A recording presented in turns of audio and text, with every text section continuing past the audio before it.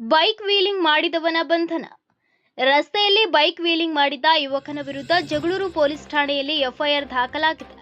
ಜಗಳೂರು ತಾಲೂಕಿನ ಸಂತೆಮುದ್ದಾಪುರ ರಸ್ತೆ ಮಾಕುಂಟೆ ಗ್ರಾಮದ ಒಳಗಡೆಯಿಂದ ಹೋಗುವ ಮಧ್ಯದ ರಸ್ತೆಯಲ್ಲಿ ಸಂತೆಮುದ್ದಾಪುರ ಗ್ರಾಮದ ಇಬ್ರಾಹಿಂ ಬೈಕ್ನ ಹ್ಯಾಂಡಲ್ಗಳನ್ನು ಬಿಟ್ಟು ಕೈ ಮೇಲೆ ಎತ್ತಿ ಬೈಕ್ ಮೇಲೆ ಮಲಗಿಕೊಳ್ಳುವುದು, ನಿಂತುಕೊಳ್ಳುವುದು, ಕರ್ಕಶ ಶಬ್ದ ಮಾಡುವುದು, ಬೈಕ್ ಮುಂಭಾಗದ ವೀಲನ್ನ ಮೇಲಕ್ಕೆತ್ತಿ ಎದುರಿಗೆ ಬರುವ ವಾಹನಗಳಿಗೆ ಅಪಘಾತ ಪಡಿಸುವ ರೀತಿ ಅಜಾಗರೂಕತೆಯಿಂದ ಬೈಕ್ ಚಾಲನೆ ಮಾಡಿದ್ದಾರೆ.